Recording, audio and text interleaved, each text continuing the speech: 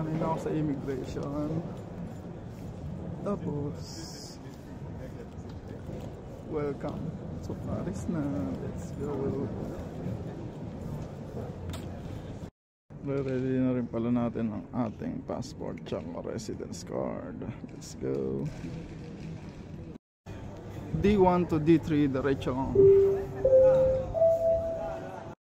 Saan kaya may ano dito? Mahal ng pagkain. D1 to D5. Transfer is gate C. D1 to D5 diretso.